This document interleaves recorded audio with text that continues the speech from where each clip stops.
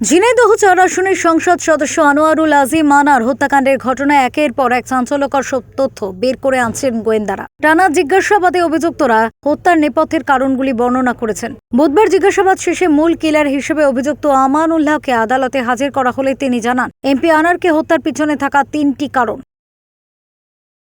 ঢাকার chief metropolitan magistrate আদালতের additional chief metropolitan magistrate Tofazzal Hossain আমানুল্লাহর জবানবন্দি রেকর্ড করেন। পরে তাকে কারাগারে পাঠানো হয়। এ নিয়ে এই হত্যাকাণ্ডে বাংলাদেশে গ্রেপ্তার ৩ জনই স্বীকারোক্তিমূলক জবানবন্দি দিয়েছেন। তার আগে মঙ্গলবার আদালতে জবানবন্দি দেন আমানুল্লাহর ভাতিজা তানভীর ভূঁইয়া।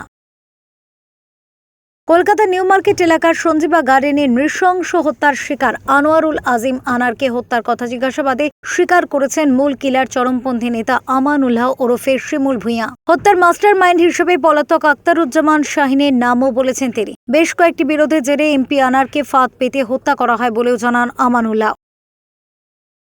আদালতে দেওয়া জবানবন্দিতে আমানুল্লাহ জানান, মাস্টার মাইন্ড আখতারুজ্জামান শাহিনের সাথে সীমান্তে সোনা চোরা চালান এবং হুন্ডি কারবার নিয়ে দ্বন্দ্ব চলছিল এমপি আনারের। পাশাপাশি তার নিজের সাথে চরমপন্থী কর্মকাণ্ড এবং রাজনৈতিক আদর্শগত গোলমাল চলছিল। চাঞ্চল্যকর এই হত্যাকাণ্ডের ঘটনা তদন্ত সংশ্লিষ্ট সূত্রগুলি বলছে, পেশাদার অপরাধী শিমুলের সঙ্গে তানভীর ওই খুনে সরাসরি জড়িত বলে স্বীকার করেছেন। তিনি আনারকে বালিশ চাপা দিয়ে শ্বাসরোধ করে হত্যায় অংশ নেন। এছাড়া গত সোমবার আদালতে জবানবন্দি দেন আরেক আসামি সিলাস্তি রহমান।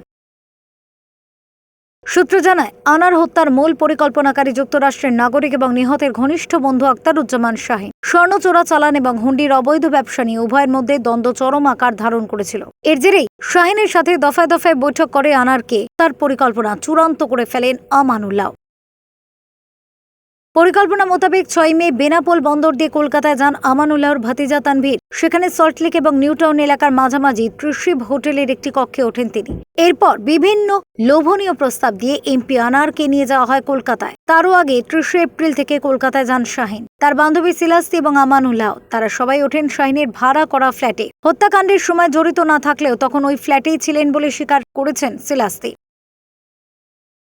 হত্যাকাণ্ডের ঘটনা ঘটানোর আগে নিউ মার্কেট থেকে পলিথিন সহ বিভিন্ন সরঞ্জাম ক্রয় করা হয়। বাংলাদেশে এসব জিনিসের মান ভালো না বলে তারা কলকাতা থেকেই কেনেন বলে জানান সিলাস্তি। ওই ফ্ল্যাটে সংসদ সদস্যকে বালিশ চাপা দিয়ে হত্যা করা হয়। পরে লাশ টুকরো টুকরো করে গুম করা হয়। তানভীর নিজে বালিশ চাপা দেন বলে জবানবন্দিতে বলেন। এই ঘটনায় জিহাদ হাওলাদার কলকাতায় গ্রেপ্তার এবং সিয়াম নেপালে আটক রয়েছেন। সিয়ামকে ফেরাতে গত শনিবার ঢাকা থেকে পুলিশের একটি তদন্ত দল নেপালে গিয়ে সোমবার ফিরলেও সিয়ামকে ফেরানোর অগ্রগতি হয়নি।